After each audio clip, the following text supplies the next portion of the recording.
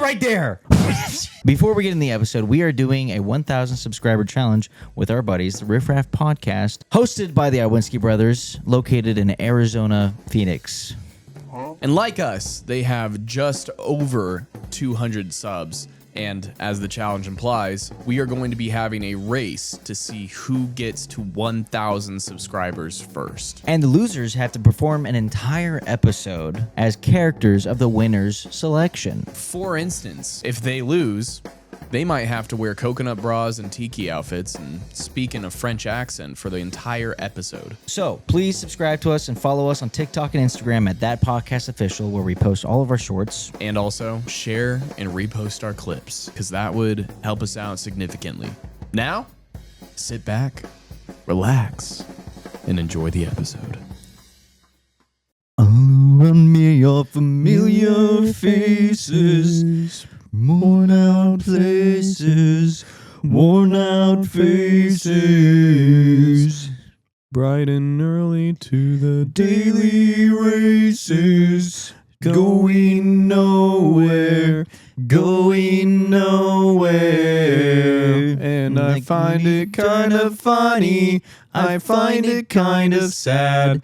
The dreams in which I'm dying are the best I've ever had. Welcome back to another. Yeah, we still got to do the intro. We haven't even started. I know. All right, It's your turn. Welcome back. I am supremely stinky right about now.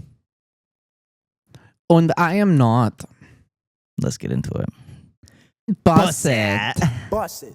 Hey, we're on cue on that one. Yeah, we got that one. We got that one pretty well. It was pretty good. It was pretty It good. was pretty good. It was pretty good. All right, welcome back to That Podcast, the podcast where we talk about things, other things, and maybe some stuff. And if you're new around here, welcome in.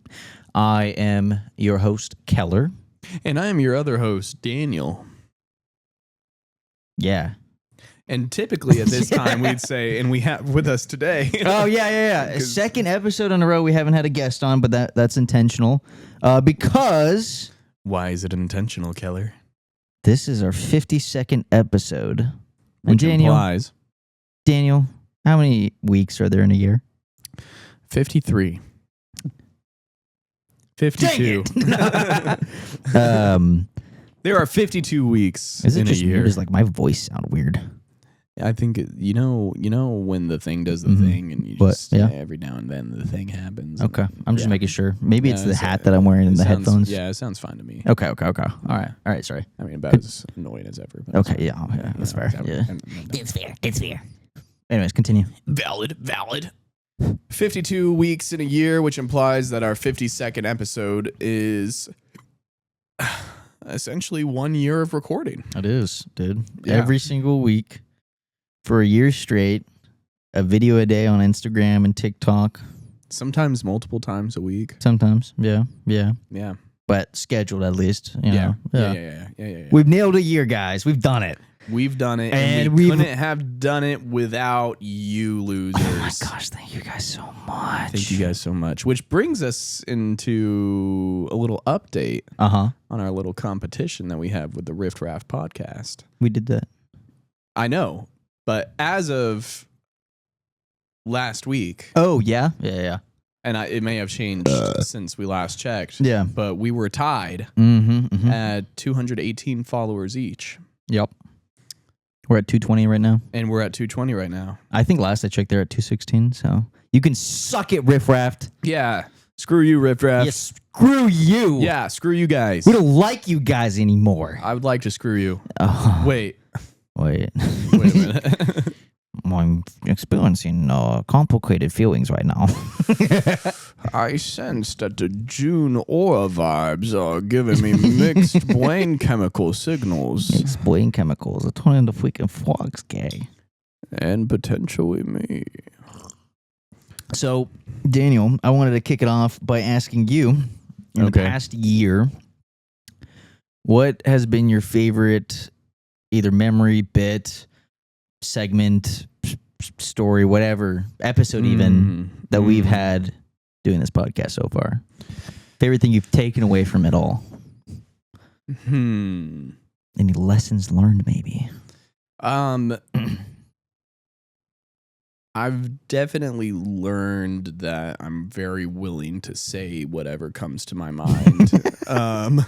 We Something both I are. already knew, Yeah. but I didn't know in the capacity. Yeah. Which isn't always the best thing when you're putting stuff on the internet. Exactly. And I went back and reviewed a couple of our earlier episodes, and I was like, oh no. Oh no. Oh no. I really hope I don't run for president later on. Man, there are so many good episodes looking back. Right. I think the episode with Jed is still one of my favorites, just because we get into like the dark and spooky true stories that we've encountered. And that episode had like the least amount of editing to it out of almost any other episode. And one of my favorite sponsors. That's true. I can't remember which the sponsor was for it. The white guy. Oh yeah, White Eraser. Yeah, White Eraser. Yeah, that was a decent one, I guess. Yeah. Man, Jefferson's episode was good. Was a great one, yeah. Fantastic. Still our most viewed. Mm-hmm. Thank you, Jefferson's feet. And his face. Yeah, that's true. That's true. And listen, I know there are going to be people listening to this and be like, well, why didn't you mention my episode? And I know one of you specifically is going to give me a hard time at work about it. It's too fresh. That's the only thing I can say. It's too fresh. I feel like when an episode is that fresh, obviously you're a little more biased towards it. Sure. Because you're like, oh yeah, afterwards you're like, oh, that was great. Yeah. It's fantastic. And it was a great episode. I feel like we haven't really missed on any of our episodes with our guests. Sure. That we've posted.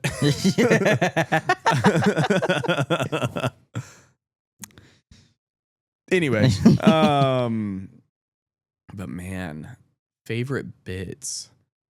I really liked the Jack Skellington bit. I know that was early on. That was really early. That was Halloween. Yeah, that was really early on. I just thought it was really funny. The Yeah. concept of a skeleton accidentally showing up into necrophiliac world. Mm-hmm.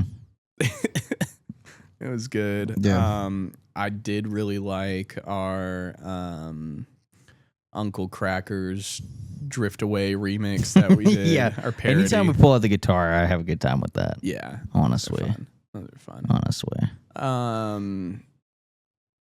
My favorite sponsor is probably our professional pity party. Really? Sponsor that I did. Okay. I know I went against my morals and Used AI to help with it. But I just love that concept. I was thinking about it the other day. Yeah.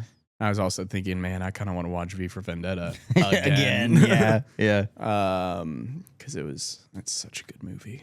It's such a good Gosh, it's such a good movie. Yeah, it's hard to.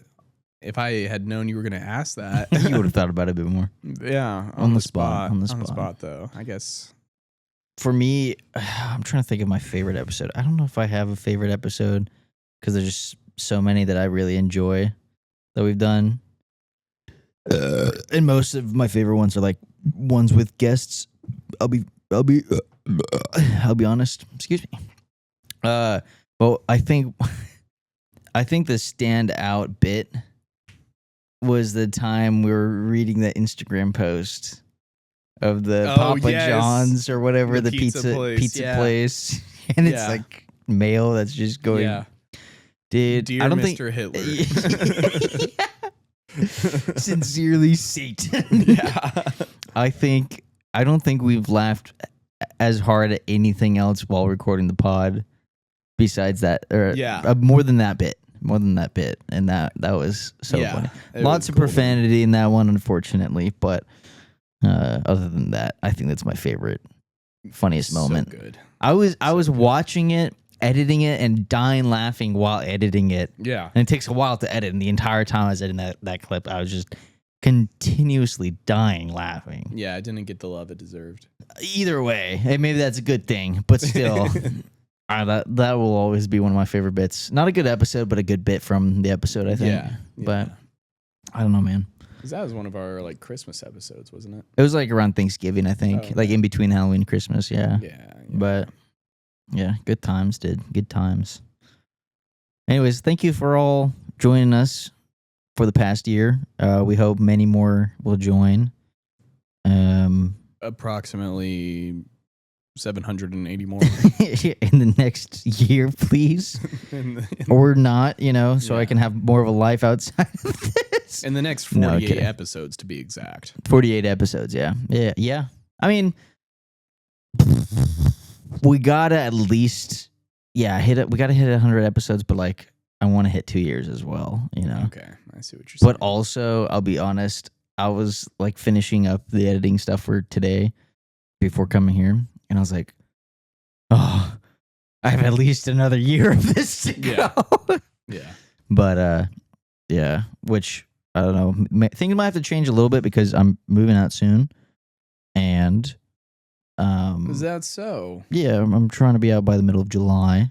Yeah, do you have an idea of where you're going? Yeah, I'm moving with Dusty. Yeah, I figured. Yeah. That's the plan, at least. Things can change, but that's the plan. And then I'm trying to get my real estate license. So that takes time and effort, and it's hard to apply time and effort to real estate whenever half of my time and effort's going into editing this stuff. But we'll be good. We'll be good. We'll be good, chat. We'll be good. Yeah. We'll be good. All right. Well, let me check. All right. I went and watched Obsession again. You did? Yeah. And? Still phenomenal. I saw it again a couple weeks ago. I think like 2 weeks ago with Aiden and Hadessa. Yeah. And they liked it a lot. That's good. And Aiden gave it a high score. Yeah. And he's like, high score. He's like 8.3. And he's like, and that's really high on my list. Dude, you know what's hilarious? So I went with some buddies who wanted to go see it, and they're like, Daniel, we know you already saw it, but you have to come watch it with us. And they were asking me like how I rated it. I literally said an 8.3. Yeah. I said, and that's really high for me. That's like verbatim what funny. I said. That's funny. So I did that, and they're like, but is it scary? I was like, I mean, it depends. Like everybody, if you're a girl, well, almost everybody I saw it with said it was terrifying. Yeah. They're all except women, for though. you That's and why. Sarah. Oh, Sarah didn't think it was scary? She was like, I don't understand why they thought it was as scary as they thought it was. Same. I understand, but it just doesn't apply to me, I guess. I was gonna say if it's more applicable to you, then I could see like if you have had an obsessive girlfriend in the past, or even if like secondhand embarrassment is like what really gets to you, then yeah, that's something that doesn't usually get to me, right? Unless it's like those TikToks where somebody's out in public and doing really random awkward stuff. That stuff gets to me. But no, exactly. But I said it was pretty spooky. Sure. But I didn't want to like overhype the fear factor of it. All three of them walked out and were like, that might be the scariest movie I've ever seen. Interesting. Really? I was like, what? That's crazy to me. And one of them is one of the guys I went and saw Evil Dead Rise with. Yeah. And that was probably, I don't know if I was super scared the entire time. Disturbed. But I was very disturbed throughout the entire thing. Which, fun fact, Evil Dead Burn by Sebastian Vanacek. They had to remove an entire scene to keep it at R as opposed to NC-17. Oh, interesting. Yeah, and I guess he was pretty disappointed about that. And I'm curious to see the scene. What? Wait, Terrifier movies, are those R or are those NC-17?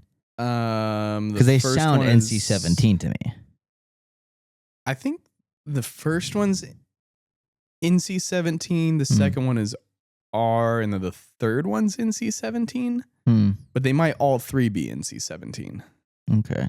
I'm trying to think. I mean, there's a really easy way to. I wonder if I've ever seen an NC-17, a full NC-17 movie.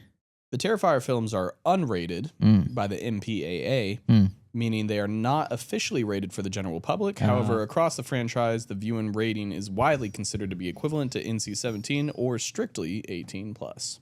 I see. Nice. So there you have it. What movie did I just see recently? I thought I saw a movie.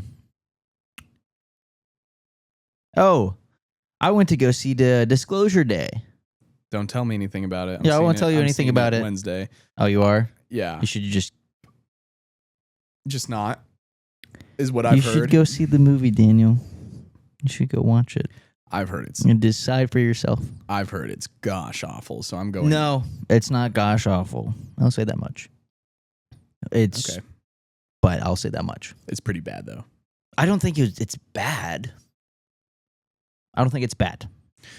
Let me tell you. I don't think it's good. Yeah. From a religious standpoint? No.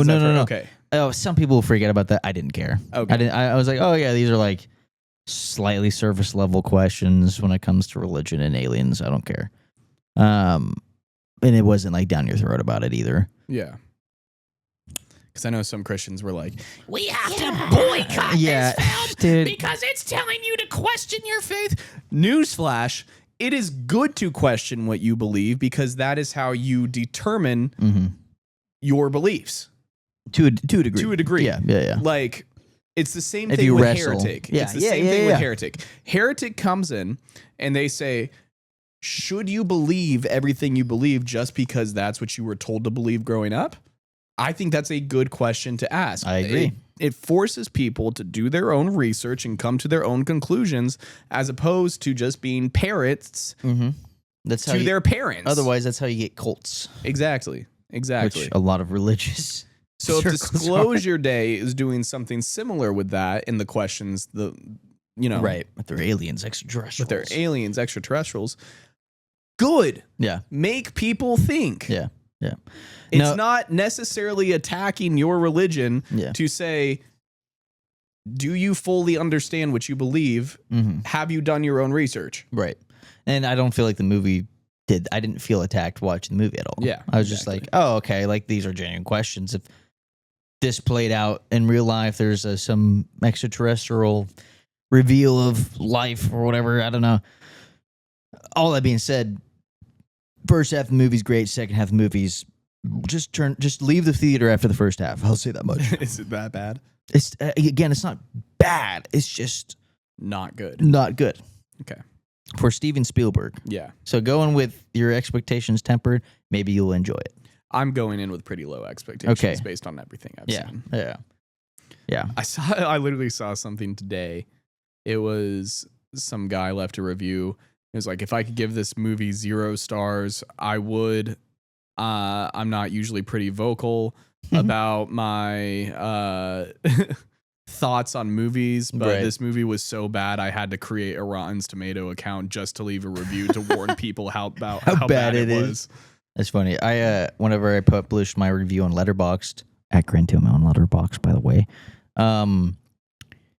that's the first review that somebody actually left a like on. Like 2 minutes after I posted it, someone was like, "Don't like the review," and I was like, "Yes, I'm becoming famous on Letterboxd." Now I'm at 5,000. I was about to say, subscribers. I have more subscribers on Letterboxd than I do on the podcast that I've been working my butt off on a year for. No. Yeah, but I don't have high expectations of it. Yeah. I know my mother-in-law is very excited for it. Okay. Really? I don't want to temper her expectations. Yeah. Does she like Steven Spielberg a lot? She loves, yeah. I mean, I like Steven Spielberg a lot. I don't know if it's specifically Steven Spielberg, but she likes that genre. Of aliens and stuff. Yeah. All that. I mean, Independence Spielberg does that Day stuff. Yeah. Alien sci-fi. Me too. That's why I was excited to see it. Also, Emily Blunt. But anyways. Yeah, exactly. I did watch another film recently. Yeah. The other day with Sarah. This was per the recommendation of our boy Taylor Thompson. Mm-hmm. Shout out Taylor. Thanks for listening. Mm-hmm. Called Almost Famous. Okay. I don't know if you've heard of that. Mm-mm. It's I can never remember the director's name, but he directed Jerry Maguire. Tom Cruise. Pretty sure that's Tom Cruise. Oops. Okay. Anyway, but it's about this kid who wants to be a journalist for rock bands specifically. And he basically gets an offer from the Rolling Stones because they read an article that he did for a smaller newspaper. And they wanted him to do an article on this band that's basically coming up in popularity. Right. Like they opened for Black Sabbath in one of the earlier scenes. And so he starts traveling the United States with this band, and so he can write his article on them. Their name is Stillwater, the band. And funny enough, I'm sure you've recognized one of the quotes, but the second the scene came on, I knew exactly what it was. It's the, and you can tell Rolling Stones that my final words are, I'm on drugs. You ever heard that? No. Okay, never mind. I've heard that on TikTok and stuff, but it was pretty good. It was a kind of like coming of age story because this kid's like 15. Yeah. And he's super smart. Right. Super, super intelligent. And it's got a pretty stellar cast. Philip Seymour Hoffman. You know who that is, right? I know who Philip C. Les Hoffman is. Kate Hudson. Jason Lee. Jimmy Fallon. Was just randomly in it. Okay. Yeah, it's got a pretty stellar cast. Minus Jamie Fallon. It's got, you know, the chick in Trick or Treat who's dressed up as Red Riding Hood, and she's one of the werewolf she's chicks? Rogue from X-Men. Yeah, exactly. Yeah. Yeah, she's in it. Okay. Trick or Treat. Oh my gosh. Zoe Deschanel or Zoe Deschanel. She plays the chick in Elf. Oh, yeah. Zoe Deschanel. That's what I said, and I didn't mean it because I'm just stupid. But yeah, great movie. If you like understanding or like getting a glimpse of what the industry looks like from the inside of things, like from the band's perspective, it was very, I'd say it was a better version of Bohemian Rhapsody almost. Oh, okay. Yeah. But it's not based on a true story. I don't think Stillwater's a real band. It's a fictional story, I'm pretty sure. Well. Okay, so Cameron Crowe is the director. Or no. Yeah, it is a semi-autobiographical film based on writer and director Cameron Crowe's real-life experiences, where at just age 15, he became one of the youngest writers for Rolling Stone magazine, touring the legendary 1970s rock acts like the Allman Brothers, Led Zeppelin, the Eagles, and Lynyrd Skynyrd. So it's kind of like 8 Mile, where Eminem plays in it, stars himself, and directed the movie and all that jazz, but I'm imagining he didn't play himself in this movie, this director, but it's kind of like inspired by, this is what I went through, so I'm going to make a movie about myself, you know? That kind of thing. Dude, imagine hitting that point of life where you've had a crazy, awesome life experience, and then you get famous and get money or whatever, and then you can make a movie about yourself with that money, and then it's a good movie. Like that, you just won life right there. That sounds awesome, dude. Yeah. I've kind of thought that if I did a semi-autobiographical movie about my life so far, it could get it'd be a good story. I feel like most people feel that way. Yeah, but I know mine would be good. I have the key themes. Dead mom. That's it. What do I got? But yeah, just lots of heartbreak. Exactly. That's about it. Mine would just be about this young 20-year-old kid who's trying to do more with his life. Yeah, but the thing is, you have to get there first, and then you can make a movie about it. Like, you're not there yet. Neither of us are there yet. I'm still trying to do stuff with my life. Yeah, no. But that'll be the middle part of the movie. I see. You know what? We're in the middle part of our movies right now. I think it would almost be... Your movie starts off in the hospital with your mom dead. Mine would just start moving to Kansas. I have no idea, honestly. I probably wouldn't have a start. Yeah, anyway. I think it would almost be poetic to do it now and then leave it open-ended as far as did he Daniel, make it? yeah, Did he Daniel's not? story continues, question Yeah. mark. Daniel will return in Avengers Doomsday, question mark. Yeah. Yeah, maybe. I also thought it'd be cool. I know we're both into writing. yeah. If, say, like, I expect to live to be about 80 years old Mhm. if I continue on the natural course of life here. I mean, you gotta stop vaping then. I don't vape Oh.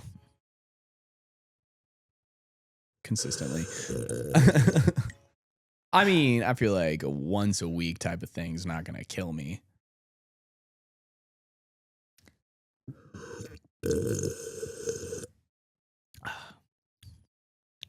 Dies. I cast death. But say 80 years is the standard. Mm-hmm. If I wrote throughout my life 3 books, Mm-hmm. so ages 0 to 20, 21 to 40, Right. 41 to 60, and they're each like a quarter of my life, Mm-hmm. and then I die and one of my kids writes the last book.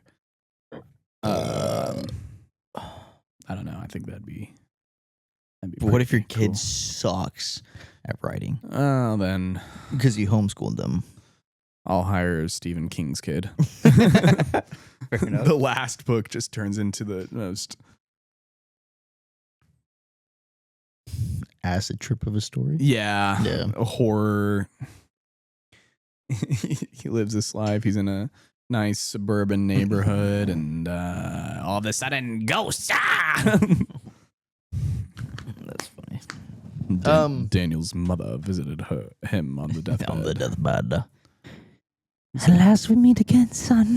And said, "Take my hand." Take my hand. Oi, boy, take my hand.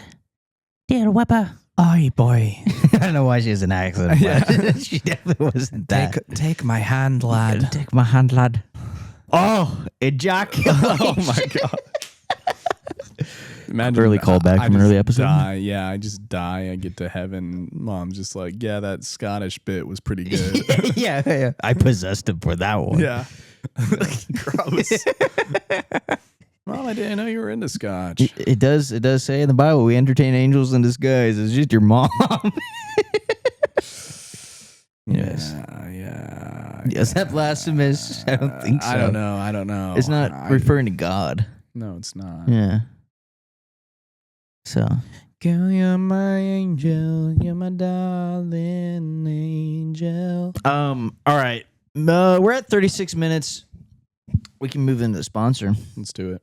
And I have a lot I want to talk about still. We've gotten nowhere yet, so Perfect. bet. It's my week. I was about to be like, bring up your sponsor. Come on, say. Come on, say. Let's see. Shawty, you're my angel. You're my darling angel. Close to my beats, All right. you are to me. Baby. Life is one big party when it's still young. But who's gonna have your back when it's all done? It's all good when you're young, you have good fun. Don't be a fool, son. What about the long run? Looking back, Shawty's always a mention. She was there through my incarceration. She was there through my incarceration. I want to show the nation my appreciation. Yeah. Anyway, Okay. taking a quick break to bring you the sponsor for today's episode, Keller. Daniel. All right. Yes, Keller. This episode is brought to you by Bath Pirate. Arrgh. That was the worst pirate impersonation ever. Arrgh. Arrgh. Do you love pirates? Have you ever wished to sail the 7 seas in search of treasure? But the closest thing you've got to an ocean is your bathtub. Well, then it sounds like you need Bath Pirate. Bath Pirate is a custom pirate hat you wear while taking a bath. It's lined with a concoction of mercury and LSD that turns your tiny, boring tub of water into a vast ocean of exploring and adventure. With Bath Pirate, With Bath Pirate, you can make bath time the best time and sail the high seas with your friends using the experimental drugs in the product that allow for online play. Or if you've got a buddy to take a bath with you, Bath Pirate supports local play in the same tub. So what are you waiting for? Order your very own Bath Pirate today and become Davy Jones himself. Bath Pirate. Claim your booty. Clean your booty. Ahoy, matey. I use bath time. What is it? Bath Pirate. Bath Pirate for the first time in since probably since Woodstock. It was called something different then. Anyway, and I must say, I am the most feared sailor, the most feared captain amongst the 7 seas, looking for my treasure.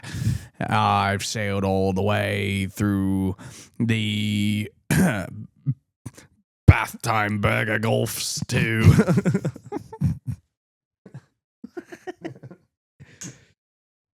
All the way to the waffle stomped hills.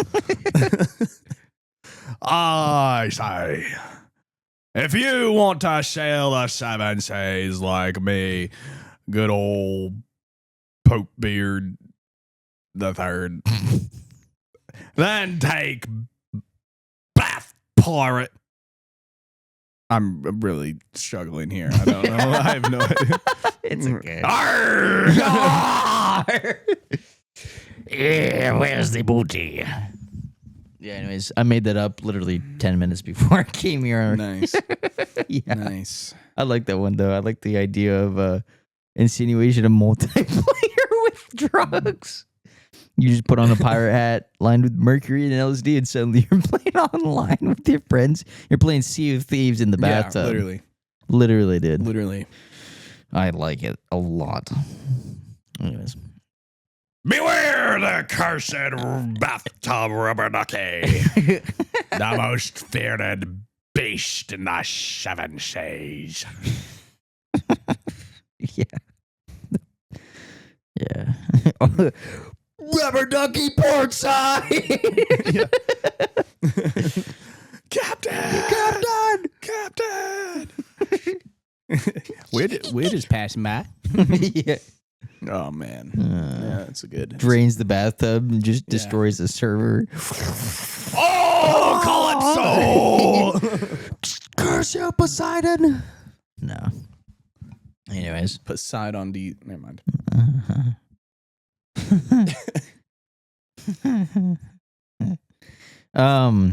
Well, we can move on from that to, let's see, I wrote a bunch of stuff down for this. I tried preparing for this episode, just sort of.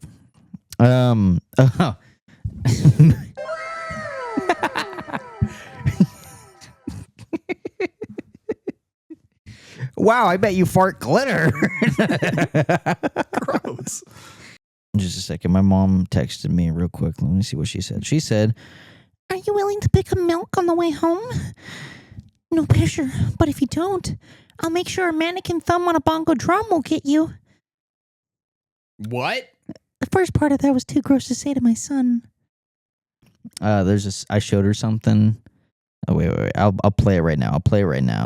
Just for some context.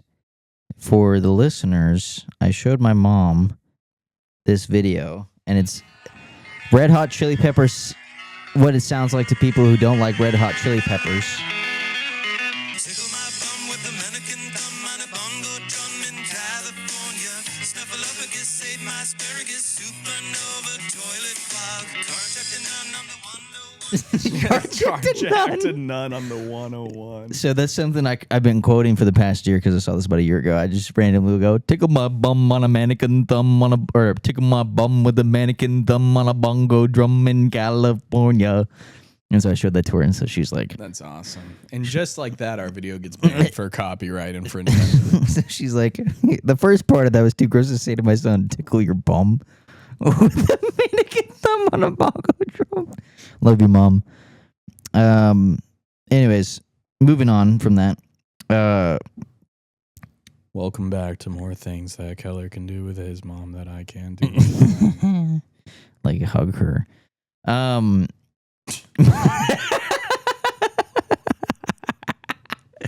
So we kind of talked about this on Wednesday. It is Wednesday, my dudes. It's Wednesday, my dudes. What What- did we watch last Wednesday? Treasure Planet. Oh yeah, Yeah, I rated it on Letterboxd as well. I cried to him on Letterboxd. It's pretty good movie. It's a great movie. It's great, and I love the original Treasure Island book as well. Robert Louis I read that Stevenson. as a kid, and that was awesome. Yeah, it was a great book. I wanted to talk about odd or funny ways to say you have to go poo or talk about poo. Yeah, we did talk about this a little Yeah. bit on Wednesday. I have a whole list of stuff that I have written down now. Do you have any fun ways? Does your dad have any fun ways? No, my dad doesn't. Have you heard anything that stuck out to you about? Oh, I gotta use the restroom. You know. Yeah, taking the Obamas to the White House, taking the Browns to the Super Bowl, Yep. dropping the kids off at daycare. Yeah.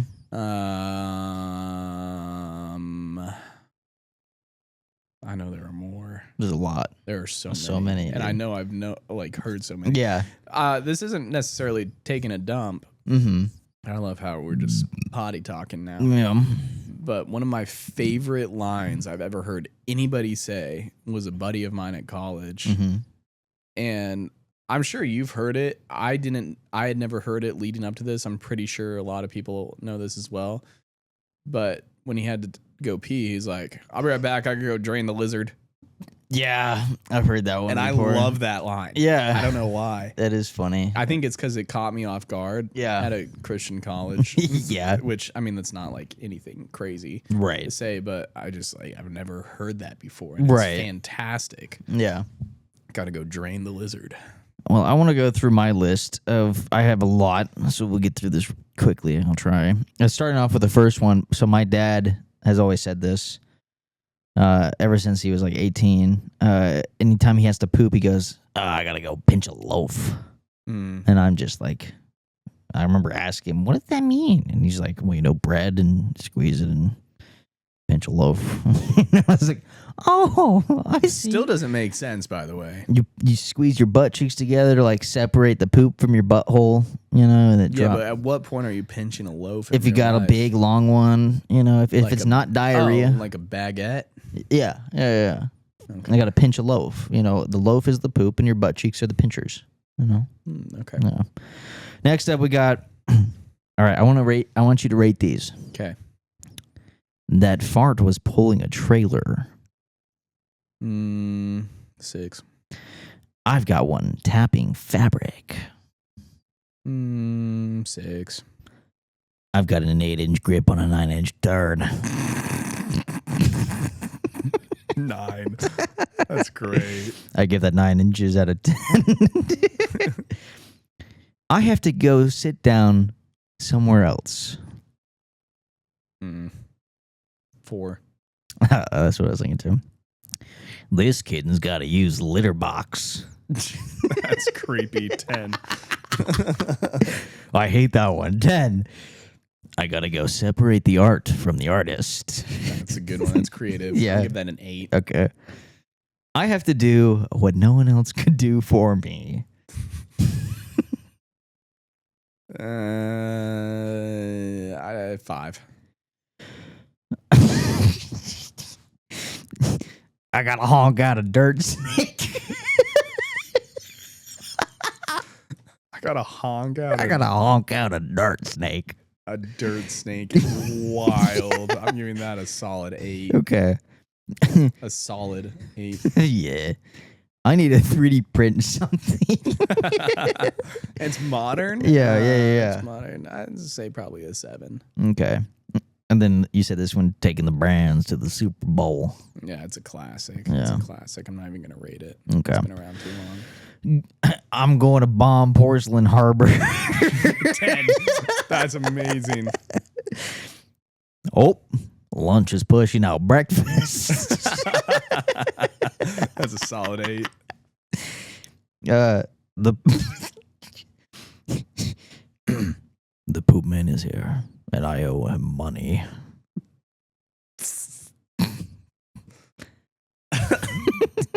That's so weird. I probably like a 7 or a 6. Okay.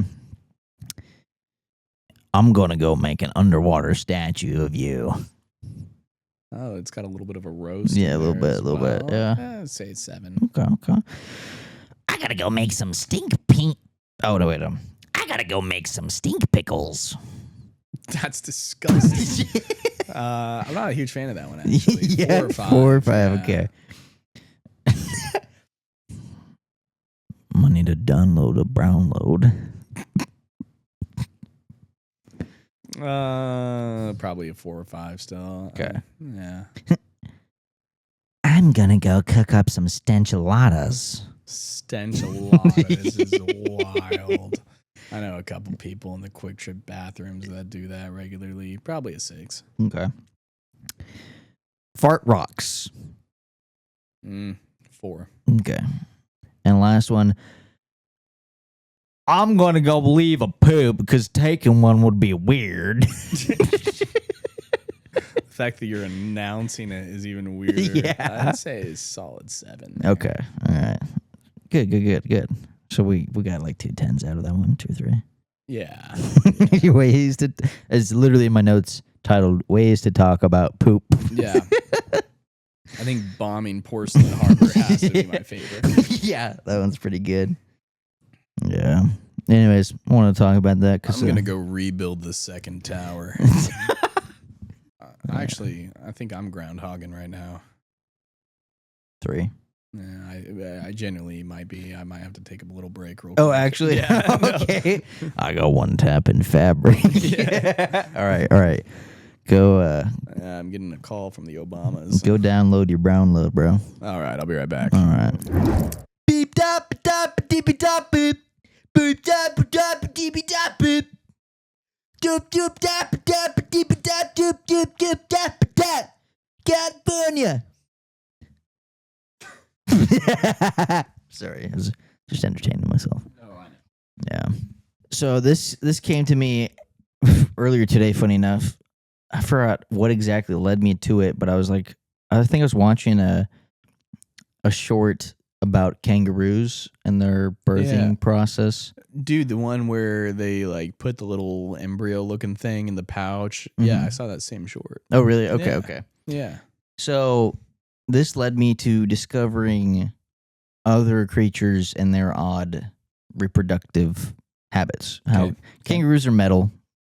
That they're as a little fetus, genuinely a fetus, they crawl out of their mother's hole and crawl up by themselves up into their pouch, and then that's where they grow. You know, feed us because they need us. yeah. And so I was looking through the comments, and everyone's like, "Dude, kangaroos are metal. Dude, this is awesome." And one person looked up or put in a comment, I should say, that it was like, "Yeah, kangaroos are cool, but they don't beat the gastric breeding frog." And I'm like, what the heckity doodah is a gastric breeding frog? So I look it up. So there's a frog out there. Actually, it went extinct in 1980, but it was discovered in 1970. There's 2 species of it. It's a frog species that will lay its eggs, and they get inseminated or whatever, and then they eat the eggs and put them into their belly, and they turn off the acid in their belly, and the eggs grow and hatch and become tadpoles, and then grow into frogs inside their tummy, and then they puke up full-grown baby frogs, not tadpoles, full hopping frogs out of their mouth. And I'm like, that's the craziest thing I've ever heard. Yeah, that's wild. That is pretty wild. And so I was very impressed by that, you could say. And then I was like, oh, what other animals are out there? So I found this other animal. Okay. So you know how platypi is Yeah. that? Okay, Yeah. Platypi and anteaters are the only 2 mammals that lay eggs. Mm-hmm. There's an anteater in the Galapagos Islands, believe it or not, that what it does is it'll lay its eggs well, I think a singular egg at a time usually, as most bigger animals do that lay eggs. And what it does is it sharts out a bunch of poo-poo. And basically will, on the bottom of a branch, and like a tree up above the ground, it'll build a nest out of poop and then stuff this egg into that nest, and the poop will like harden, and then it'll like cover up the egg entirely. So it's kind of like a hornet's nest almost, but it's poop, and it'll put like twigs and sticks into it, and for the structure. Right. Yeah. It's like clay and clay and wheat, barley, whatever. It'll just build this own little hut for the egg, and it keeps the egg safe from the ground. Creatures won't get it. Yeah, it's like a cocoon. Right. Yeah, that's a good way to put it. It's kind of like a poop cocoon. A poop coon. Cocoon. A poop. Oh my gosh. A poop coon sounds like something we're sounds not allowed to derogatory. call specific people. But it's not derogatory, guys. It's a new derogatory term for people who live in India. Anyway, what? It's just a new derogatory term for people who live in India. Poop coons. Oh my gosh! I don't know if I have to censor that or not. I don't know. Because I could see people getting mad at us for that. Anyways, yeah. So it builds a poop cocoon, and then the egg will be incubated. Because mammals, chickens, birds, all that stuff usually sit on the egg. In the poop, it's perfectly insulated. Yeah, exactly. And then it hatches, and an anteater will crawl out, and sometimes they fall from the tree and die. But wild. Yeah, because they can't fly. But typically, if the mom's around, it'll be there for the child, and then take it down from the tree. But I don't know. I thought that was fascinating. That is fascinating. I also have something else to reveal. One of those is completely made up. I want you to guess which one is made up.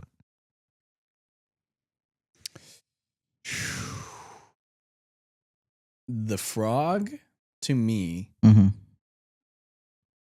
seems way too weird of a process for it to be fake. So I think the anteater is fake. Very good. Yeah. I feel like you had to throw the frog in there and then make something else up that was like also somewhat wild. Yeah. And to throw me off. You're right. Scent, quite literally. Throw me off its scent. Yeah. And so I knew that. Also, the frog, I'll admit, I had a lot more details to that one. Like 1970 went extinct in 1980. Found in Australia, two species. That could have also been a method of trying to throw me off. Yeah. Scent. No, this is for the the bath time burgers thing. I was like, all right, this time come up with your own creature, but use the gastric frog as the example. It's the example. Okay, so they're going to be putting that in their episode. I don't know. He hasn't responded to me, but I still wanted to do the bit. That's fair. That's fair. But fun, since we're on the topic of poop. Yeah, we are. And creatures that enjoy poop. I used to dress up as a nerd that I named Eugene Metzler. It sounds like Meltzner from Adventures in Odyssey. No, yeah. Okay. That's exactly what I was going for. They were, my sisters were literally listening to that as I was leaving to come here. Yeah. It's crazy. But instead of Meltzer, it was Meltzner. It's Messler. Okay. Yeah. Metzler.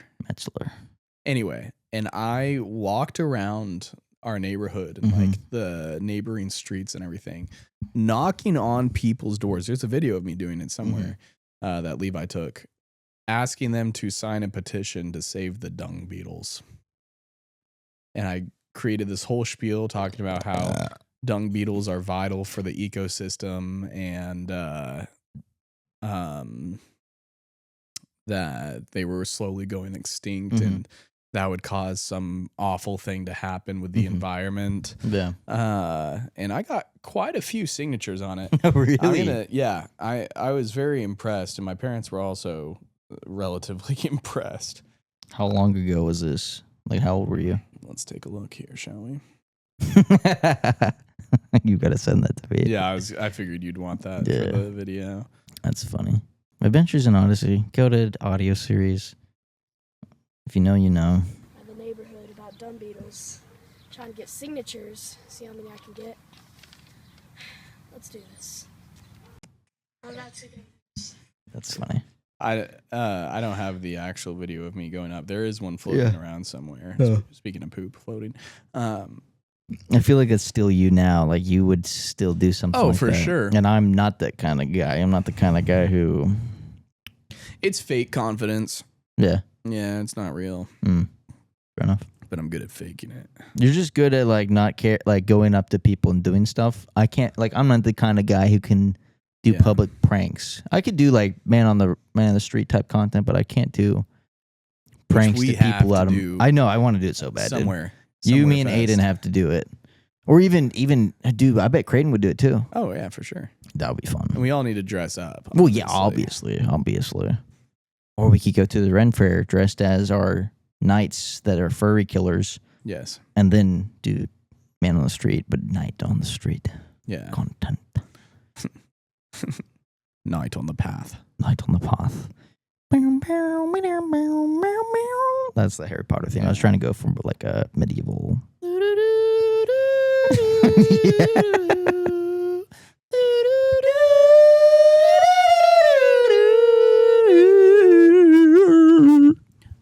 Anyways. Ba, ba, ba, ba, ba.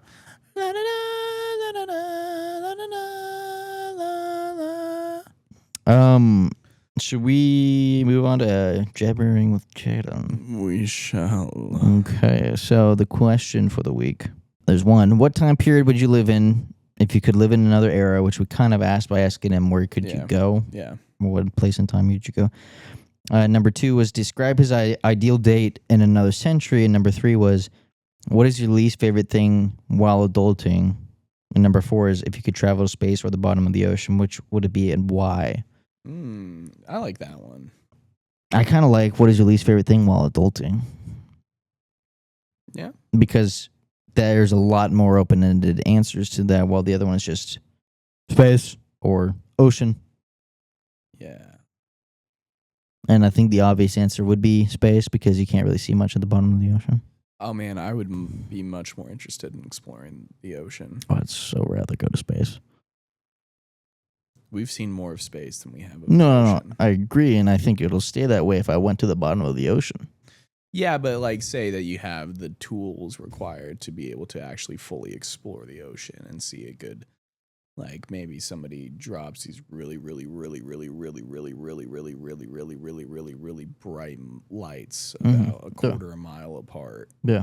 That just illuminate everything. Okay, but like, hear me out. What if you had the same tools needed to explore space? I'd still rather do the ocean. Okay. I think the ocean's more interesting to me, personally. I think that's just because there's more mystery in it. Exactly. I want to see with my own eyes what's in space. In the ocean, there's a limited amount of what we I can want see. to see why NASA decided they had to start researching space. Probably because technology at that time, it's harder to get into the ocean than it is into space. But the theory is that they found something. Sure. They were an ocean research facility. Yeah. And then they found something that they were scared of. And so they're like, you know what? We're going to try to find a way out of this hoe. Or because of the war and the space race that all started, they changed efforts, switched gears to what was popular. Or the nations united to basically orchestrate the space race to give them an excuse to start exploring space because everyone in the world, all of the world leaders were like, we don't like what was found in the ocean, so we're going to try to escape. So we're going to pose it as this is a space race. Let's see who can get to the moon first to draw people off of the fact that we just randomly stopped researching the ocean because we just found something that we were terrified of. And so we're going to lie to the people like we always do. And we're going to start researching space. But the reality is that they were scared of what they found in the ocean. You convinced me. No, what would be in the ocean besides Leviathan? I don't know. The Meg. The Meg is so terrifying that we have to get off this planet now. I don't know. Ancient gods.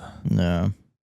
Angry The dragon from gods. Revelation, they found it. Just snoozing. Just snoozing. Yeah.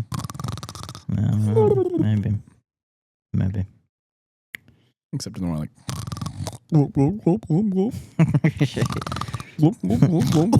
Yeah. Yeah, exactly. All right. Well, let's call up Jaden. And And we can do the adulting one. That's we fine. can ask him that. No, it's fine. We'll do the adulting one. I mean, we did just talk about it. a decent Exactly. So amount. let's do the adulting Okay. one. Okay. Okay. All right. You do that. Call Jaden.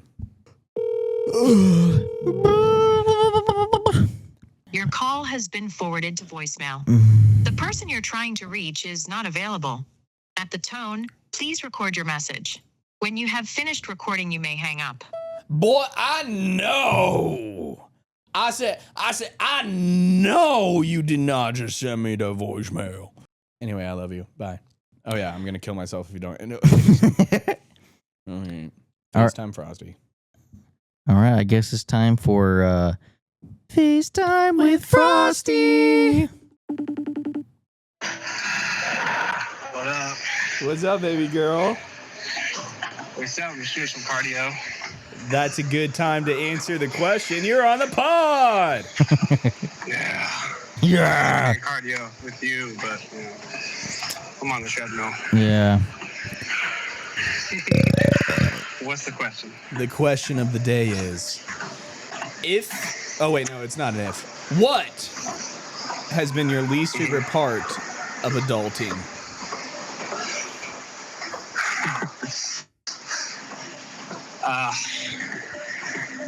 Taxes is probably top 3, but I don't know if that's number 1. That's fair. I have a kid, so it's probably going to be the lack of sleep when you have a baby. Oh, yeah. That makes sense. That's your least Because favorite thing. Newborn, I was averaging probably 3 or 4 hours of sleep a night. Dang. So that's like early on before they're on the schedule. Right. Dang. Or the realization that you either eat boring or look boring. Yeah. That's fair. All right. That's hard to do sometimes. Oh, yeah, I know. love my food, so. Right. Okay. Yeah, there's a couple of things. I feel like those are pretty good. Yeah.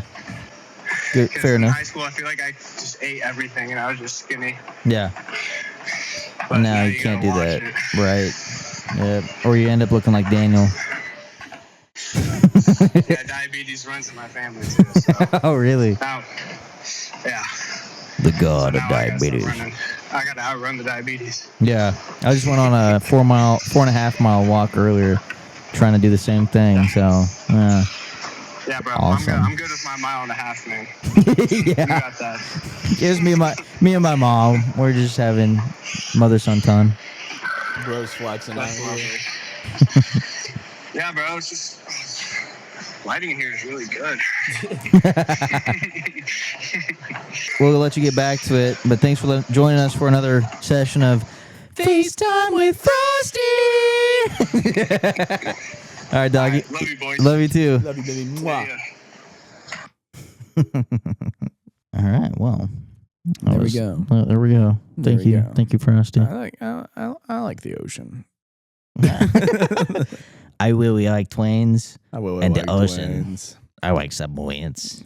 What would you say? What would you say your autistic hyperfixation Halo. is? Yeah, I knew that. I don't Sleep even know token. why I asked. I know. Pacific Rim. Yeah. Robots. Robots. Robots. I love robots. Robots in sci-fi. I love robots in sci-fi. Did you know that in 4th grade, Mm. it would have been, I was in public school No and way. we had to do a how-to tutorial for the class. Mm-hmm. And then everybody voted on like whose their favorite was. And Yeah. I did a how to build a robot out of cardboard. Goodness gracious. How to build a robot out of cardboard boxes. Nah. And I won. Sick. That was pretty cool. That's pretty cool. Yeah. It was a cool robot too. Yeah. Yeah. Yeah. As a kid, You know about my comic series that I had as a kid, right? Yeah. Yeah. Junior and Jenny. Yeah. Dude, that was dude. I remember as a kid, I really wanted to be like the next. I almost said Bill Waterman. Bill Watterson. Yeah. Jim Davis. Yeah. Charles Schultz or whatever. I almost said Andrew Garfield. I mean, but Jim Davis did Garfield. Yeah. But yeah, I was like, I'm gonna be the next comic strip writer.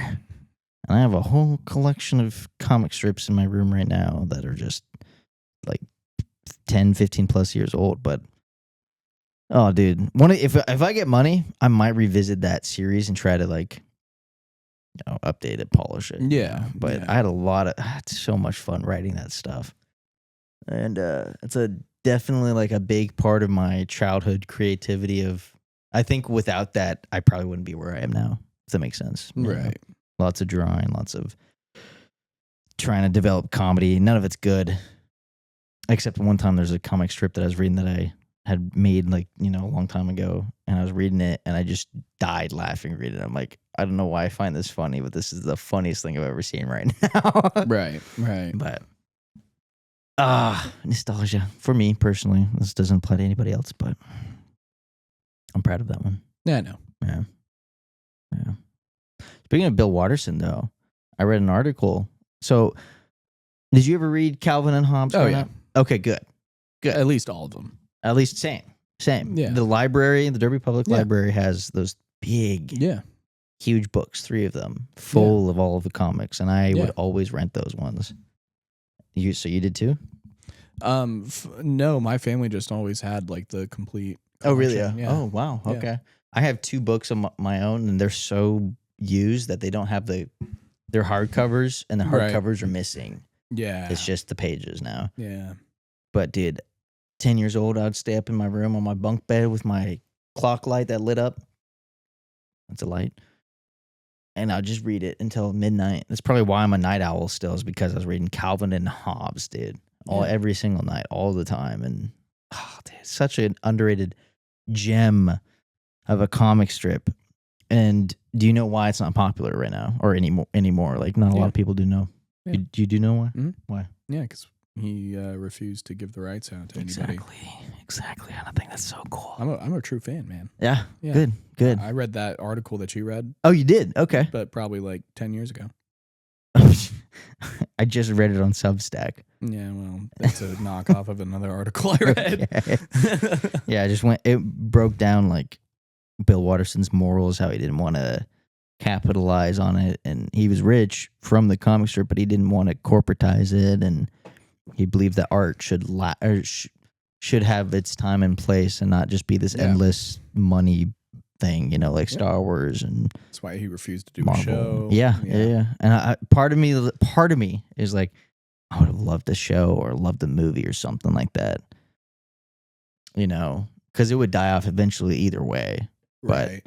Which part of the reason he didn't do a show is because he was like, people adopt with anything. Right. Like you read a book for the first time that doesn't have a movie in it, and people adopt how they perceive that character, how they would speak, how they would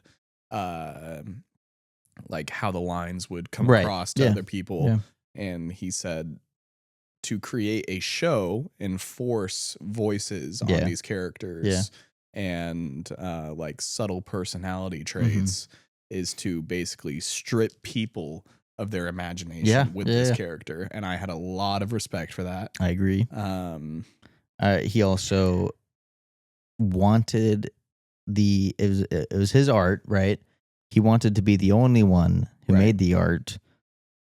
And if it was a TV show or movie, other people would be making it. Right. And it was his, Yeah. And so there's a degree of like pride with that. Pride that this is my thing, right? But also, I can just respect the idea of, once I'm done with it, I'm done with it, and everyone's done with it kind of thing. This isn't everyone else's thing. This is my thing that I made for people. But I don't know. I think it's so. He wanted it to stay a comic strip because all it was a comic strip. Exactly. And he wanted it to be only that, Mm-hmm. And he had a lot of just arguments with the corporations and studios that were publishing his stuff, Right. because they all wanted to monetize this because they knew they could make a lot of money. Oh yeah. And he didn't ever back down. And I was reading, like, they had proposed, they showed him like shirts, and Yeah. they made a plush version of Hobbes. Yeah. And he hated the plush version of Hobbes because Hobbes wasn't necessarily a plush. It was a Right. character. And kind of like what you said, it strips away the imagination. Having a plush Hobbes reduces him to just, this is A what he plush, is, yeah. you know? And, dude, I'm just like, I probably wouldn't do the same thing, but I can really respect that, you know? I don't know, man. You know, Natalie has a giant stuffed tiger. Oh, does she? That's like kind of cartoonish. That Yeah. She named Hobbes. Really? That's Yeah. cool. That's cool. Yeah. My uncle, Joey, Mhm. learned how to read because of Calvin and Hobbes. Really? Yeah, he used I would say Calvin and probably me Hobbes. too, honestly. Yeah. I mean, because there were plenty of times where I was reading Calvin and Hobbes and I Yeah. had to go look a word up in the Yeah, dictionary. yeah, dude. As a kid, like, I would like to go through. I haven't read them in a while, but there's so many really deep themes Yeah. in that whole strip, and crazy words and crazy premises and fantastic art. Yeah. And I would like to go back and see, like, oh, I didn't understand this when I was 10, 11, 12. But now that I'm older, I'm like, oh, this hits different now. You know? I think the one for me that, like, the specific ongoing bit, if Mhm. you will, that I think would hit harder for me now as an adult are the sled rides. yeah. And like the wagon rides. Yeah. Because they're always talking about the deepest concepts. And as Yeah. a kid, I hated them because I was Right. like, these aren't the funny This is ones. boring. This Yeah. is boring. And I wonder now if I went back, I need to go back and Me read them. too. Me too. If I'd be like, holy cow, this Yeah. is insane. Mhm,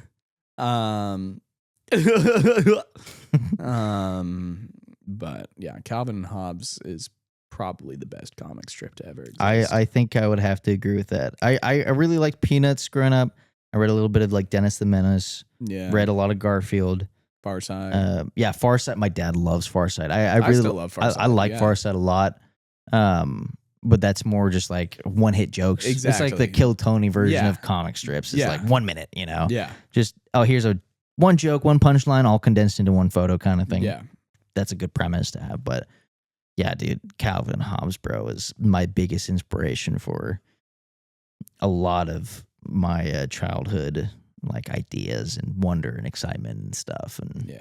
if you haven't ever read Calvin and Hobbes, it probably wouldn't hit you the same because you don't have a nostalgic attachment to it. But it is an actual piece of art, and if you like reading comics, you should definitely check out Calvin and Hobbes. But I agree. I don't know, I just don't hear anything about it anymore, and I don't see anybody ever talk about it. Yeah, And I think that's kind of what Bill Watterson intended, because things have their time and place, and right. the time and place for it was back in 1990. You know, Yeah, exactly. I don't know, dude. The only I remember there's a Robot Chicken episode with Oh, the yeah. Calvin and Hobbes bit in it, where he murders his entire family Yeah, and I ends think up I've in like seen a that. psych ward. I And I'm think I've like, seen that one. this is the only thing that on TV that I've seen of Calvin and Hobbes. I'm like, I love this. Yeah, you can only parody it. You yeah, can't- yeah. But I always loved the concept of, like, well, I don't know if I'd go as far as to say I've always loved the concept. I always like the concept of an imaginary friend. Yeah, yeah. It's like, That's what- yeah. that's why the movie Imaginary is like the best movie of recent time. Or Imagine That. Do you remember Imagine That? Was that with Eddie Murphy. No, I didn't. No. Was it Eddie Murphy? I was thinking of the one with Zach, not Galifianakis, Zach Shazam. Oh, Zachary Levi. Yeah, If. that's it. Was it Imaginary If? Friends. Wait. That's John Krasinski. That was John Krasinski. Was that John Krasinski? Was that Will Ferrell? Oh, no, Will Ferrell played in that. I didn't see either of them. Yeah. No. The one newer I'm thinking with of, Zachary Z- Levi? No, The one Zachary with Levi is the one with the drawing. the drawing one with yeah. the colored pen, whatever. So Imagine That. crayon. I'm pretty sure it was Eddie Murphy. It's like this. There are two different movies now that I'm thinking about it. It's Bedtime Stories. Bedtime Stories is the one with Adam There's Sandler. Mr. Megorium's Wonder Emporium. That's not a movie about imagination. Oh, That's it's a not? movie about magic. and Witchcraft. I don't know. I haven't Yeah. seen that in forever. I just remember that one was crazy as a kid. That one was phenomenal. Yeah. Dustin Hoffman, Natalie Portman. Anyway. No, imagine that was Eddie Murphy. His daughter has her imagination blanket, essentially. And they use it to go on these wild adventures. And it helps them imagine and everything. And the main antagonist is like this corporate douchebag who wants to basically mass produce the imagination blankets so that he can make money off of them. And he goes to like this Navajo tribe of Indians to help him procure these blankets and like basically pray over them or whatever to make them imagination blankets. Yeah. I don't remember much of that movie. Yeah. I want to say it's Guy Pearce as the actor, the guy from Memento. Yeah. Is the antagonist. Right. Oh, okay. And He then plays Eddie- a good antagonist. Yeah, and then Eddie Murphy is the dad who's, you know, that's a wild callback. I don't know how I remembered that movie. But it's like, it's one of those movies that's along there with Bedtime Stories or like The Tooth Fairy. Tooth Fairy is awesome. Or I don't know if you ever watched the other Dwayne Johnson one. What was that called? The one where he's the football quarterback. And he finds out he has a daughter. I don't know. Oh man, that was a great movie too. Can't remember what it was. That was back when like Dwayne Johnson actually had decent roles. Tooth Fairy is peak back in the Tooth day. Fairy was peak. Yeah. Oh man. Yeah. I know, it sucks because like I feel like all these movies they'll just disappear with time. Yeah. Well, as most movies go, but like I don't know, dude. I'm curious what movies nowadays will stick out to the kids of this next generation, you know. Amazing Spider-Man probably. Maybe K-pop Demon Hunters with how big that was. I feel like K-pop was like the next Frozen, and Frozen's still pretty relevant. And that was 15 years ago, I think, almost. 14, 15, 13, I don't know. It would have been like 12. 12, yeah. I think it was 2014. Yeah. Oh, 2014? No, it would have been I thought it at was least 2012. 2012. Yeah.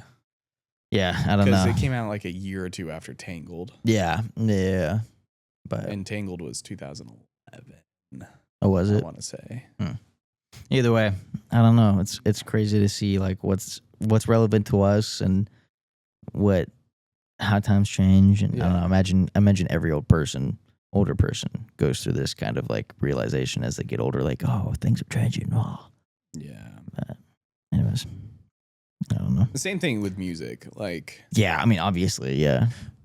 I can't remember if we talked about this on the pod already, but like, no, I don't think we did. I talked about this with my brother-in-law. I was curious to know, because I think 80s music is peak. Sure. Like classic rock, classic 80s pop. I don't think there will ever be a genre that comes, or like a period within those types of musics that will ever surpass the musicality of it all. Yeah.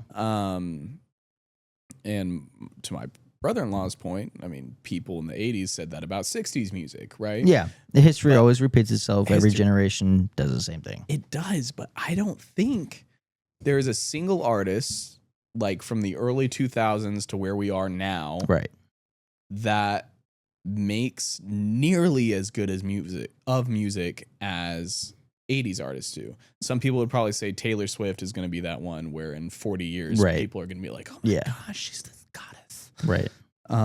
I think people's careers come and go really quickly, especially I was reading an article recently about how the Spotify era is potentially coming to an end soon, because and instead of music and record labels owning artists, the pendulum will swing to, instead of making a singular song that blows up and gets everything for you, it'll start focusing and moving to this form of tiny, small pocket communities of people where it'll become a lot more diverse. A lot of people, I feel like it's already this way in a lot of ways, where a lot of people will have smaller niche music that they like rather than Taylor Swift's out there that everybody is like, oh, blah, blah, you know. Minus me. Yeah. I'm not like Well, that no, about I get Taylor what you're Swift. saying. Yeah. I don't know what I think about that. I can't remember everything in the article. I kind of breezed through it, but I was like, oh, this is interesting how apparently a lot of record labels are freaking out because especially with the upcoming AI stuff, Oh yeah. it'll make making music a lot easier for a lot of people Boo. and become harder to own people and it'll become easier for people to start advertising yourself rather than depending on a record label to, Right. you know, I don't know what I think about all that, but Well, I mean, it's interesting. like bands used to travel in a van Yeah. and tour the country Yep. to promote the music, like the album that they've already released. Right. Now it's like people are releasing albums for their tours that they're booking. Yeah, As opposed yeah. to, Yeah. you know, again, booking concerts Right, for right. their album. Yeah. And I don't know. I just like that concept more of like the band working together Mm-hmm. to promote themselves. And if you're big, it's because you were good. It's not because like the record label says you're good type Right. of thing. Right. Or you sold your soul or whatever. Yeah. Yeah, something like that. Topic change. Okay. Have you seen the recent controversy? Position myself this way. Have you seen the recent controversy of the dad who brought his two daughters into a restroom? Yeah, it And was a then- Quick Trip restroom. Yeah. And some dude was freaking out about it. Yeah. I've seen it a couple of times, but today I was looking at the post, someone was breaking it down. I was like, I wonder what the comments say about this. And I read through the comments, and it was very 50-50, actually.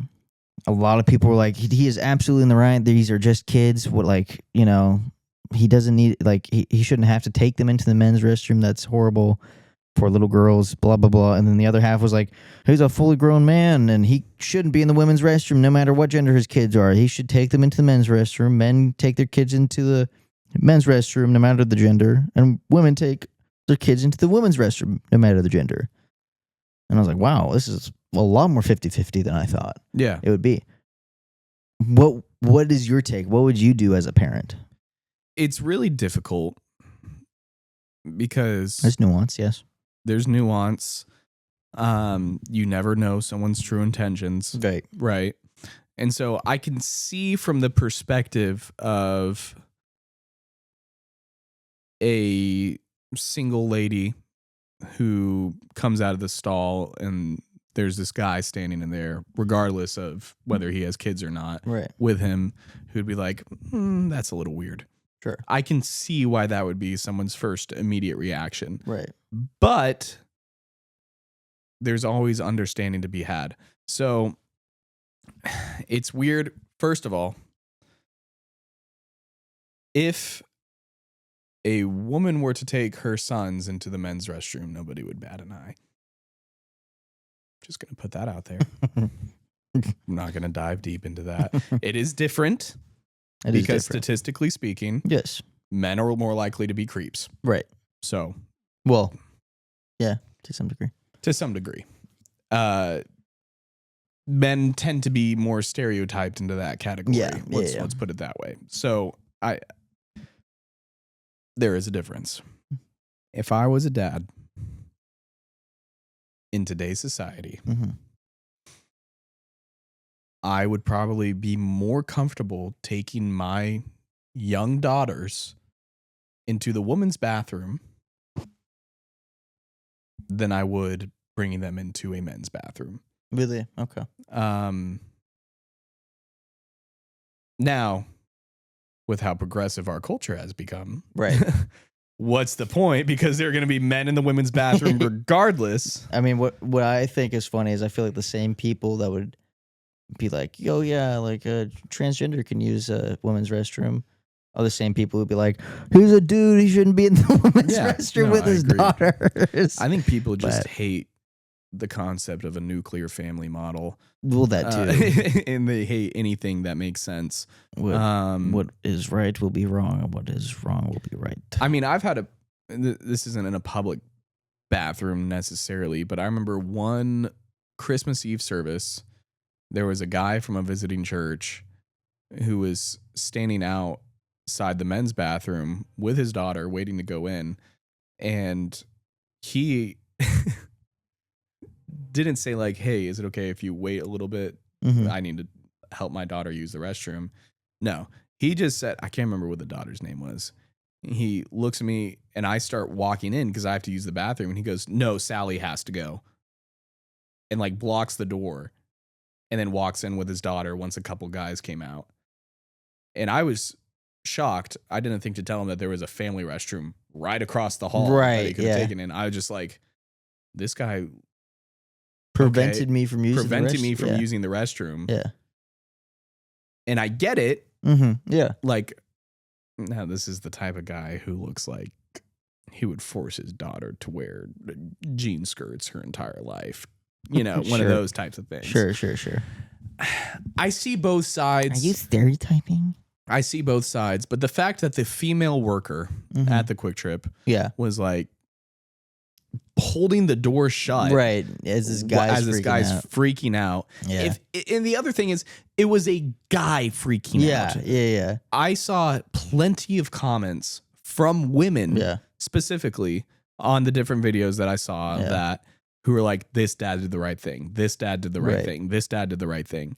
And again, like you said, there are nuances. I think context matters. And in the context of this situation, this dad was completely in the right. Sure. No, I don't think he's in the wrong at all. Yeah. And even the Quick Trip lady, if the Quick Trip lady was like, hey, like, I know you're finishing up, but maybe next time don't do that. And then he threw a hissy fit. I don't even know. Everyone else other than the guy freaking out outside of the door. Yeah, was like, all right, hey, you're good. We're like, you're good. Even the cops you have your two daughters. Like, dude, that he's not they illegal. fined the guy. They fined the guy for misuse of 911. Yeah, they're like, this wasn't an emergency. And then Quick Trip also gave that lady a pretty big bonus. Oh, really? I also heard the guy got fired, but yeah, and then the guy yelling got fired. Yeah, I don't know. I think I would probably. I mean, best case scenario, Sarah's with me. She can take the daughters. Right. Into the Yeah. girls' Yeah. room. Obviously. Worst case scenario, I don't want my daughters in the men's room. Interesting. Okay. Yeah. I mean, as we've talked about before, I have accidentally walked into a woman's restroom. Oh, I remember that. Yeah. You were there for that. Yeah. And just obliviously walked in, took a crap, and left. Because it was one of the open door ones, you know. There's Warren, yeah. That was awkward for me. I'm like, I just felt like I committed like some horrible crime. Oh yeah, for sure. Felt like the wrong person saw me coming out, and suddenly I have a case, you know. Right. And I've grown up with nothing but sisters, and I don't know. If part of me is just like, I don't want to, like, I don't want to be the guy who's a creep. Right. And so I'm too scared of that to go into the women's restroom intentionally, even if I have daughters. So I feel like I would be the kind of guy who would be like, bring my daughters into the men's restroom. And I feel like most men would be understanding of that, you know? Yeah. It's a higher probability thing. There's a higher probability that there's going to be a creep in the men's room. But it's a higher probability that people will freak out if you go into the women's restroom. I would rather be perceived as a creep and do the right thing for my daughters than have the one-off instance where there is a creep in the men's bathroom and my daughters somehow get affected by that. Sure, yeah. I would say if there's a bunch of dudes in the bathroom, I wouldn't want that to happen. But like in the video, there wasn't like anybody else in the bathroom, I don't think. Exactly. So that would be different, but I don't want to be the guy who's opening the women's restroom to check to see if there's women in there or something. I mean, maybe I can send what my he daughter could in there, have I guess, done but is gotten the female worker Yeah. and been like, hey, Hey. I don't feel comfortable taking my daughters in the men's room. Is there any way you can check to see if there are any women in there? Sure, And then maybe Yeah, just there are watch ways the you can. door. Yeah. Like there are ways that it could have been presented. Either way, the guy screaming and yelling was in the wrong. Yeah, I agree with that. Um, I don't think there's a right or wrong necessarily in the situation. I just know personally, I would feel more uncomfortable if like going into the women's restroom. yeah. But I don't think the guy did anything wrong at all. Again, I would rather be perceived as a creep than something bad happened to my daughters. Fair enough. Yeah. Oh, yeah. I mean, obviously. Yeah. Maybe my opinion would change once I have kids, but I don't know. I just remember thinking in my head, I was like, I'd probably just take them to the men's room, like, Yeah. but I don't know. yeah. Anyways, I thought it was an interesting topic, and it's Yeah. trendy. It's It is the latest trendy thing to talk about. the I guess. I latest, don't know. greatest, trendiest thing. Maybe it's out not there. trendy, but it's current, at least current news.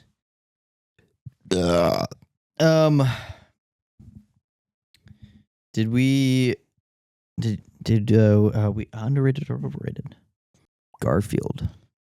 Oh. Hmm? I have another topic for Okay. after this. Garfield. No, we can do your topic. No, I was let's do this first. okay, all right.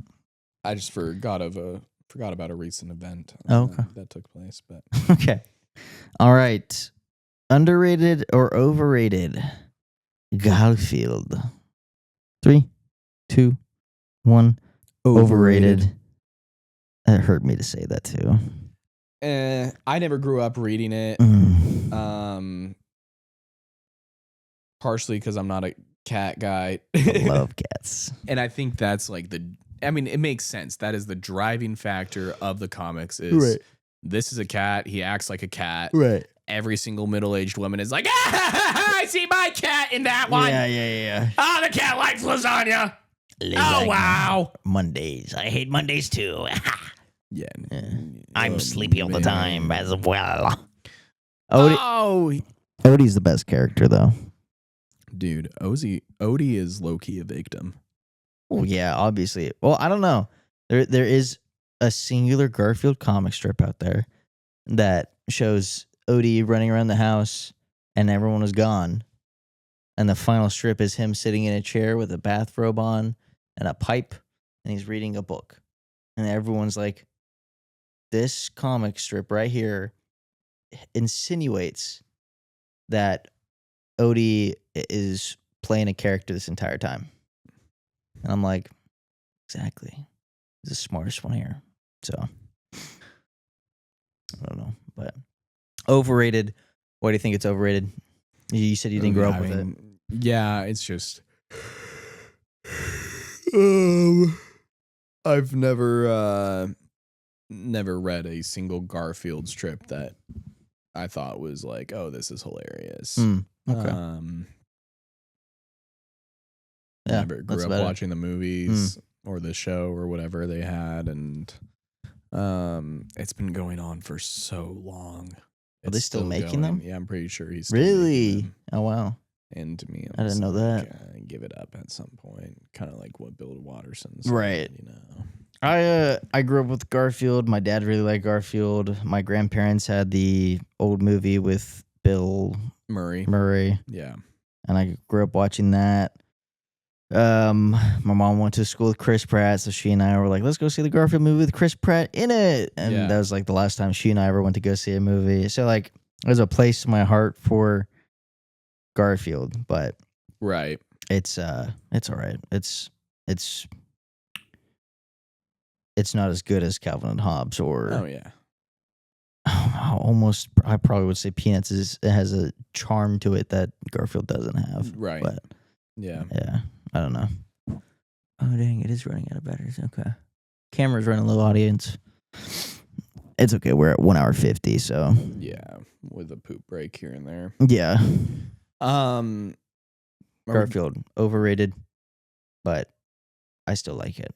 Yeah, it is what it is. Father's Day.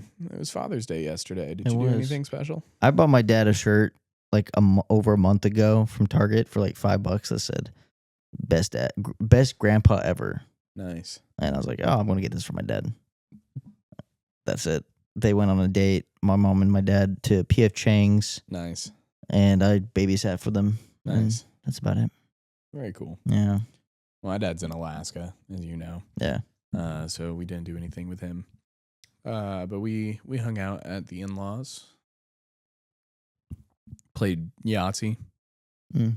I zonked out on the couch while we were watching soccer, which is like the most middle-aged man I've ever felt. Yeah. Because didn't drink anything, Yeah. you know. Yeah. I think it might have been some of the allergy pills I took Mm. were a little more non-drowsy than the bottle claimed. Yeah. I was sitting there watching soccer, and then I just like slowly started dozing off. I was like, I've never done this before. Yeah. It was like 6 p.m. and Getting old man. I know. I was like, man, Thanksgiving's going to be crazy when we're sitting there watching football, and I'm just. Yeah. But yeah, it was good. It was good.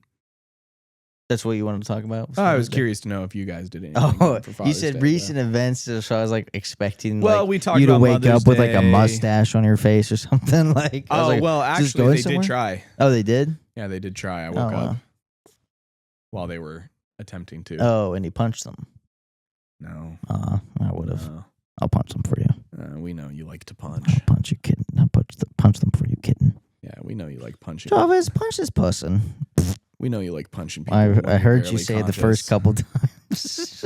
I had to clarify. We know you like punching Yeah. people when you're barely conscious. Barely sober. Big difference. I was very conscious.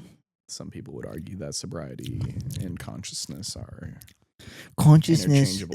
is a theory, and it doesn't actually exist. No. Battery's running low. Yeah, it is running low, so we got to wrap up quick. Word of the week. Vaffanculo. Vaffanculo. And what does that mean, Kelly? I completely forgot. I believe it's a curse word in Italian. All right, let's keep it PG here. I don't remember what it meant. I just remember I saw it, and I remember at the time I was like, "Oh, that's a bad word." I want to say that because I was like 15. I'm like, "Vaffanculo." I don't remember what it meant though. So kids, you got to go to your teacher and just yell "Vaffanculo" at them. Okay. The word of the day. Merriam-Webster's word of the day for June 22nd is cavalcade. Cavalcade. A procession of riders or carriages. A series of related things. For example, a cavalcade of colorful floats and marching bands made its way down the avenue. Nice. So that makes sense. That Sick. makes sense. Well, then put Kids cavalcade in the comments below if you made it this far. and kids, you know what to do. Yeah. And also, thank you guys once again. 52 episodes. Crazy. Been at it for a year. For all those who listen and all those who will be listening in the future, we appreciate you. And we love you. And he loves you. I adore you. Big difference. I'm obsessed with you. He's your freaking Nicky. Okay, anyways. All right. Deuces, everybody. One of the busiest rhymes ever made by man. I'm coming out of this mic, written by this hand. I'm coming out of this mouth, written by this tongue. I'm telling you now, my name is Young. So all you think is